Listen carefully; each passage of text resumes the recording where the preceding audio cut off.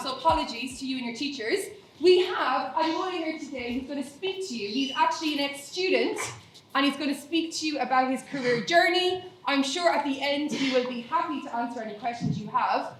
So please, as always, be a respectful audience. Thank you. Thank you very much. And good morning, everyone. I hope everyone's doing well. We're all relaxed. I'm Adewole Ademolake, or they used to call me Walla in school, yeah? So you know what they do with Nigerian names? They remix it. So they've obviously remixed my name to call me Walla. So I was in this school between 1995 and 2004. So you guys probably were not even a thought in your parents' imagination. When were you guys born? Just for out of memory? 96. 2006. Oh, that is crazy. I'm an old man. I could not believe it. So, you guys were not in your parents' imagination or anyone's imagination when I was in this school. So, in a nutshell, I was a student in Can Hall, which is where we are now, and I also was a student in Tom Hood. And if any of you knew about the history of Tom Hood in particular, I'll leave it there. But I'm sure you guys can ask your parents or ask people that grew up locally. So, in a nutshell, today I'm going to be talking to you about, the title of my discussion today is Just Like You. So that is it in a nutshell. So just to go back, this picture is probably me in year 7 or 8. You can see this clean-faced guy. I'm not going to say I was handsome at the time, but it is what it is. I was a young guy that had aspirations. I didn't have avenues. A boy from Forest Gate. Locally, I'm a Forest Gate guy, and that is that. So, what was school like for me? I think that is the number one question. So, school for me was exciting, I would say. I would say it was dangerous because much of what some of the young men here are experiencing is exactly what I experienced. So, this is Leytonstone. And going to school every day was, you could consider it challenging at times, but it wasn't bad. It wasn't as bad as it is today. But that was what school was for us. In terms of school, I would say there was a lot of new experiences. So yeah, I was experiencing new things, meeting new people, getting new ideas. I was probably on report 60% of my time in this school. So I was naughty. I wasn't a bad child, but I was very cheeky, always on report, talking back to teachers, arguing with teachers, and that's poor behaviour. You should all not speak back to your teachers. You should listen to them because they do care for you. And I had a lot of dreams, so I used to be an MC once upon a time, and probably wasn't the best at it, but I used to do it anyway. So that I know there's a few popular grime artists used to go to this school. I won't name a few, but there's quite a few. And I would say there wasn't much role models. Growing up in Forest Gate, in these areas, there wasn't many people we could look up to. The only people I had was a very supportive mother, a few uncles, and most of the guys, some of them were role models for other reasons, but in a nutshell, you have to be very mindful of who you class as your role models. And that was it, really. So that was what school was like for me. Evenings was just me and the lads in the old area, just being boys. And Saturday school, so that was a very big part of my life as well as church. Being a Nigerian young man, church was a very fundamental part of my youth. So this is just a picture of me maybe in year 7, maybe year 9, a bit older, just being whoever I was at the time. So let me talk to you about the challenges, because some of these challenges are consistent through time. So some of the things I'm going to mention, I know for a fact, some of you guys here are going to know exactly what I'm talking about. So number one challenge I would say for myself was growing up fast. When you grow up in inner city London, you grow up a lot quicker than many people around England. I saw things at the age of 13, 14, 15 that I knew what life was at that point. Maybe not in detail, but I knew enough for me to know how things happen in life. And I think that if I was in your shoes, spend time being young, because you are going to get old. There's no if, buts, or maybes. You are going to become my age one day, and you need to take your time and enjoy your youth being young. That's number one challenge. The second thing is distractions. There's tons of distractions. So in my old area, there was the local gang. They're a distraction, yeah? We've got music. I would class that to some degree as a distraction. We've got all of these Louis Vuittons and that. You youngsters are wearing Gucci at 15, 14. It doesn't make sense. I could not imagine wearing Gucci at that time because that's for grown people. That is a distraction from your education as well.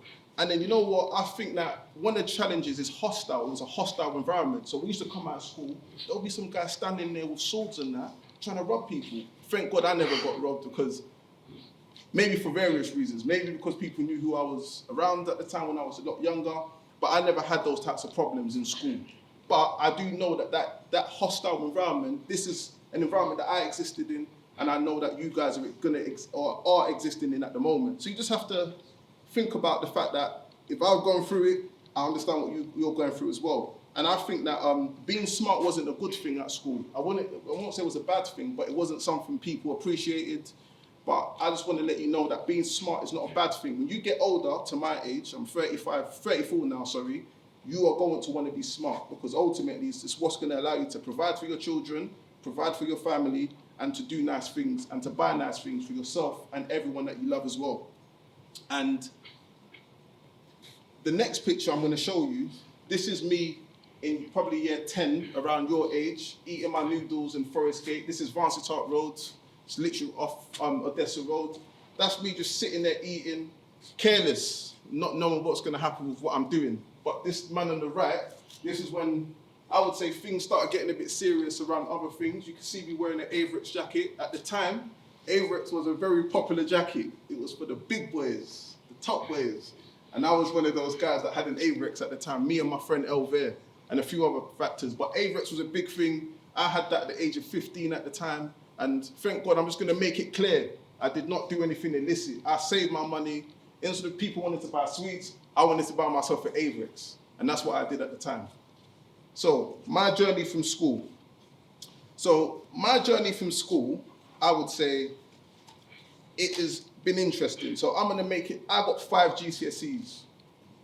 5 GCSEs. 5 GCSEs means nothing. And I'm going to give you a very brief story as to why I got 5 GCSEs.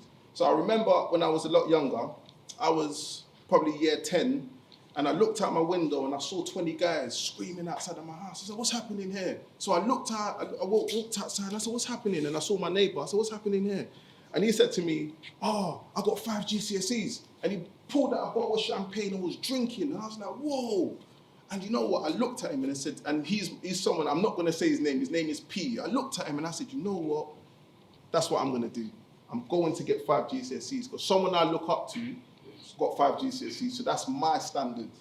And lo and behold, P went on to do amazing things in investment banking. He's about 4 years older than me. Having said that, I got 5 GCSEs because I was looking up to him. So imagine I looked up to someone that was going to get 10 GCSEs, 15 GCSEs. I would have probably got 15. So I'm just making it clear to you today, ladies and gents, that you have to look up to the right people. Simple as that, and there's nothing more to it. So with my 5 GCSEs, that created some challenges. So I wasn't able to do an A-level. My mum said this guy is not a nuisance, but he's a naughty boy. How's he going to be able to focus? So my mum, I did a BTEC in construction, and that was the best decision for me in a nutshell. So I would just say to you, if you guys are strong, those of you who are academically gifted, great. If you're not, don't worry about it. Find something that works for you. By the time you get older, you'll get better.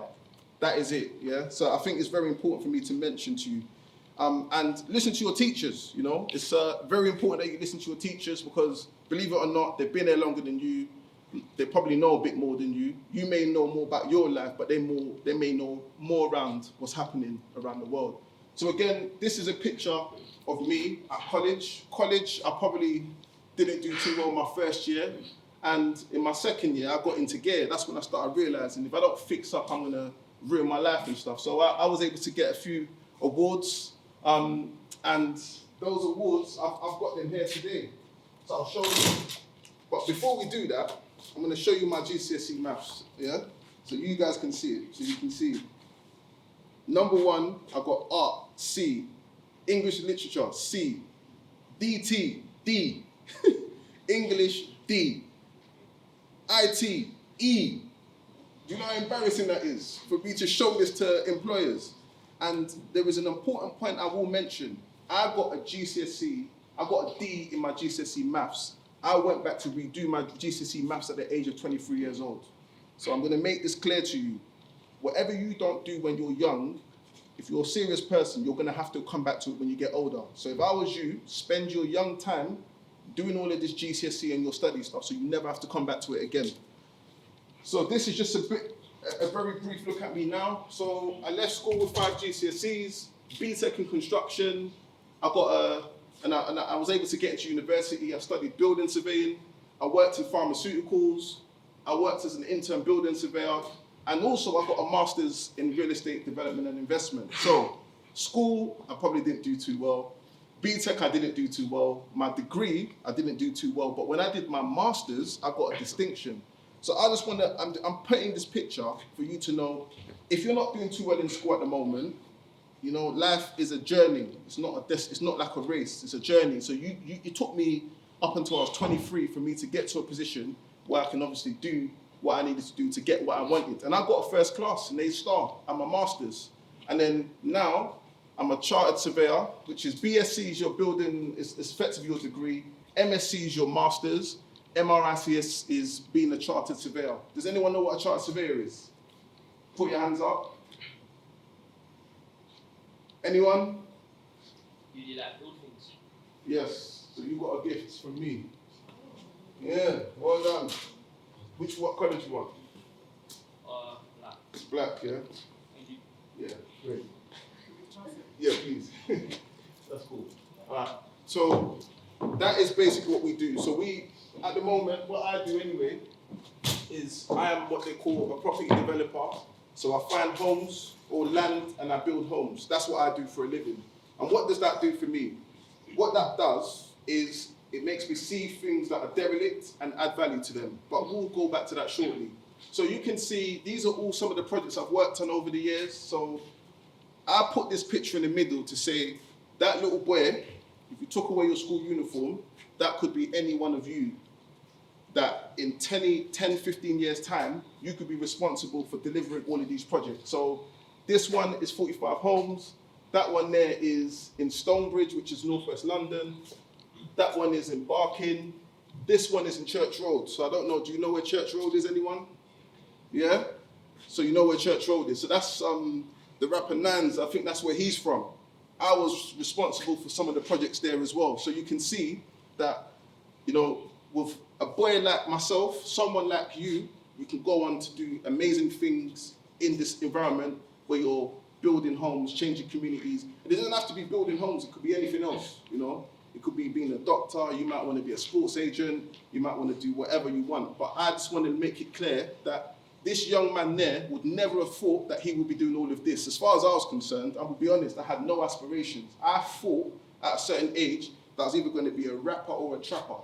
I'm going to be real with you. Like, that was exactly what I thought. But with good parents, good role models, you get to see things differently. And I can guarantee that we're making a good little wage with some of the things that we're doing. So again, this is another project I worked on again, me as a young man, and these are some of the projects I've worked on. This is 1,000 homes in North London, in Enfield, that I was involved in, and again, quite interesting. So, to be a property developer, what topic should I focus on? Does anyone want to be a property developer here? Anyone? Yeah? So what topics do you think you should focus on? Pardon? DT and maths. What colour do you want? Everyone wants black in it. We're going to run out of black shortly. Okay, give it to me. So, you are correct. The question was, what topics do you need to focus on to become a property developer? The first thing is design technology, which is quite interesting. The second one is geography. Geography is a very important topic in property development because it deals with land, it deals with topography, etc. Maths as standard, all of you guys are going to have to do maths. And finally, English, very, very important. Yeah, so these fundamental topics, you have to cover them and you have to do them relatively well. I'm not going to say everyone's going to go off and get an A-star, but you can still get some of these topics if you want to do property development. But I feel some of the last two at least, you need it for everything that you want to do moving forward. So this is it, 2005, this was me. being a young man, confused on doing whatever I was doing. But look at me, 2021, I'm a young Nigerian origin, young man, living my life and being successful in the things that I'm doing as a property developer. So I just want to let you guys know, and this is, if you're going to take one thing away from what I'm saying today, is this. I'm going to make it very clear. You are not going to be young forever. Do you understand that? You are going to be 30 years old. You're going to be 40 years old. And if you want your life to be difficult, you can play around now, and your life will be difficult. If you want your life to be easier, you work hard now so your life can be easier. Because right now, guess what? Like, I go into work, I might do a few bits and whatnot. I don't physically work, I mentally work. And when you're mentally working, and I'm making more money than people that are physically working, you get the drift of what I'm talking about. Yeah. So I'm just saying to you now that it's very important that you bear that in mind. So, next question. To be successful in whatever you want to do, you need to do what? Who wants to answer that question? Yeah? Do something you're passionate about, yeah? That's one. I've got two more. I need some strong ones. Yeah? Yeah? Yeah, go on. Aspiration and vision. Which one do you want? Right one, yeah? Anyone else? Go on, you pick one for me, please. Yeah.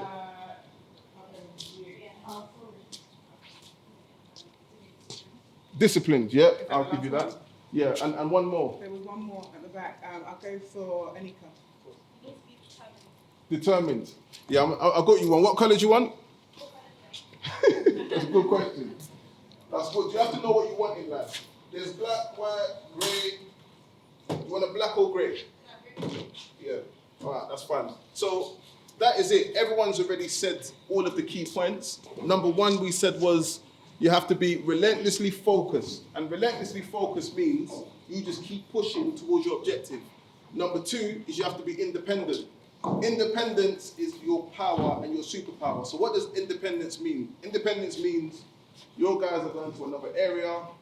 Are you coming so you say, no, I'm going to stay where I am now. That is independence. Oh, guys, we're going to go and do this. No, I'm going to do this because this is where I'm trying to get to. That is what I think makes you successful. Most people I know that are doing well, they're very independent. They don't need a group to make a decision. They make their own decisions. And finally, you have to think long term. Going back to that point I mentioned to you, you're not going to be young forever. You're going to touch my age soon. So you just have to be very mindful of that. So, in a nutshell, we've spoken all of this today to say, if I can do it, you can do it. Because as I said, 50 to 60% of my time in school, I was a report. I had a support teacher next to me because I was so naughty. And if I can transition and do relatively well with my life, I reckon that you guys have this. And just to let you know, when I was in school, I didn't have anyone like myself coming to speak to us. All I had was the man down the block to look up to. I didn't have anyone that was going to speak to me about what I'm speaking to you today about. So I just want you guys to know that you can do it. And that is it. So if you want to, this is my website, business website, which is our property development page. And then that, again, A-Lake Dreaming is a blog. So if you want to read about some of the stuff I've done, about myself, etc., very happy for you guys to take note and then let me know. But has anyone got any questions? And you can be as open as you want. Please feel free to ask any questions you have. Please. Is it your business? Yes, it is, yeah. So I've had a 10-year career working in private property development, local authorities, and local authorities like Waltham Forest Council, all of those types of people. So I've built homes on their behalf. So after that, I've got all the qualifications I need, all the experience I need. I just set up my own business to build my own homes, basically. So that's what I do at the moment. My name? The name, what does name mean? So the name is, my name is Adewole Ademolake. So Alake is part of my surname, yeah? And I know it's funny, don't worry. They love it, yeah? That's good, I like it. So, that's my surname. And that, I just put that into a logo, so, yeah. Any questions?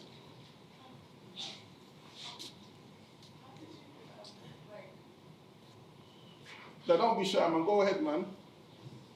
Take your time.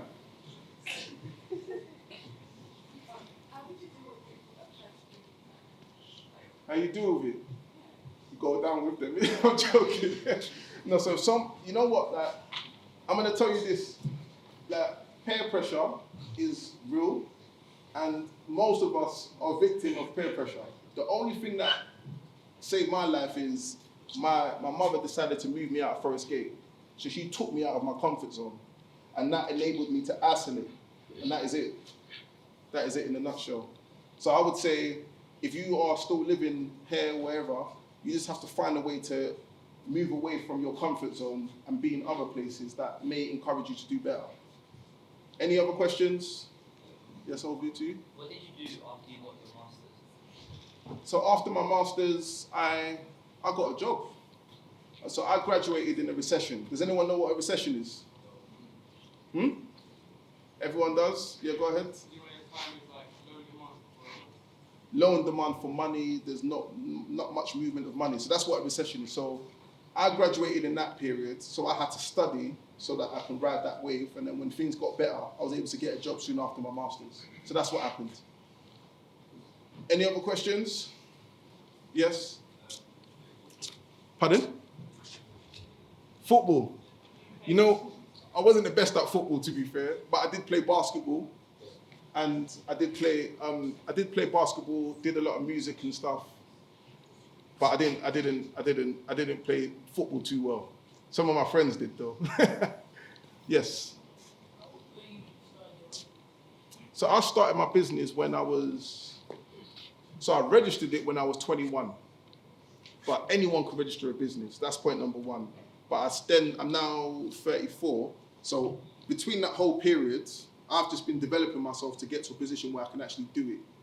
So before anything, you have to support your family, as you know. That's the most, for any man, woman here, number one objective is to support your family through legitimate means. So that's what I did over the years, is to build myself up so I can support my family continually. And then after I got some stability, I was then able to move over to do my own business. Yeah? Yes, sir? Pardon? Well, I studied at college. Yeah, so I studied B.Tech in construction. Yeah? Yeah, B.Tech in construction. If you want me to give you, write it down, yeah? B.Tech in construction, if you go onto Adewole, go onto you find my contact details, send me an email, yeah? And then I'll point in the right direction. It's cool. Anyone else? Yes? Sorry? I'm going to come up and listen. At what age in your life do you actually realize that life is easy? That's a good question. I think I knew that from day one, if I'm honest with you, because, we go back to that point, growing up in this part of London, you grow up very, very early, yeah? And I knew life wasn't easy from when I was young, because you had, obviously, with the backdrop of not having fathers around, positive role models, I knew it was tough. And I saw that, obviously, my mum is a professional woman. She was doing it on her own. She'd done amazing stuff. I knew it was hard for her. So when you grew up with that mindset, you already know that life is very, very difficult. But having said that, it doesn't mean that there was an opportunity. So I would say, irrespective of the challenges, I think it's up to you to define what you want out of your life and do whatever you can do to make sure you get to where you want. That is it, yeah? So don't allow the difficulties that happen in life, circumstances. As I said, it's like water under the bridge. You know the statement, right? Yeah? Water comes and goes. Bad experiences come and go, but it's up to you to determine how you want to progress in your life and stuff. Yeah? Cool. Yes? What age group is this targeted This age, this discussion? to? Yeah. So this discussion is targeted to anyone from the age of 9 all the way through to 35. Maybe 50, if there's any 50-year-olds. But it's targeted for everyone because there's bits in it. Because I took you all the way from primary school all the way through to current age, so it is applicable to everyone. Anyone else? I guess not. Oh, so go ahead. I went to Havering College, that is in Romford. Do you know what that is? Cool. 4 minutes. I've got 4 minutes left, so please, if there's any other questions, please go ahead. design technology. So to break it down, everything in this building has been put together in someone's mind. Yeah? So that would have been an architect, of which they would have worked with a structural engineer. Do you know what an architect is? Structural engineer? Yeah. So structural engineer, basically, they calculate all the structures and how everything fits together to make sure it doesn't collapse. That's what they do. So how it all fits together, design technology is what I would call a foundational course that enables you to understand how things are put together and how products are put together, and that is applicable to architecture, and then that is then applicable to real estate. Does that make sense? Yeah? Cool. Anyone else? Yes? My guy at the back? I think I saw you put your hand up. Huh? You're good, yeah? No, you're going to ask the question. Come on, let's go, man. Huh? Yeah, no, go on. Ask the question. Huh? You know what? I'm going to give you one because you're bold. And that's what it's about.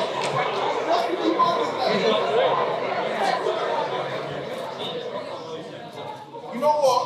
I like that. Because you know what? And this is going to be my final part in coming. What he just did is that he asked for what he wants. Yeah? And he got exactly what he wanted because he asked for it.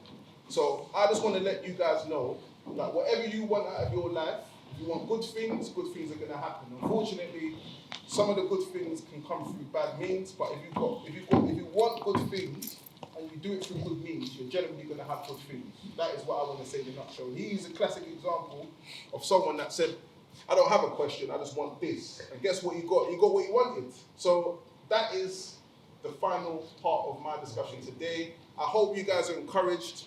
I am just like you, as I said very early on, and I hope that you go off and do amazing things and make this school proud, because I'm sure some of the teachers would never have guessed that I would have done half of the things I've done, but I just want to let you know that you guys can do a lot better than I've done. And thank you so much for listening today.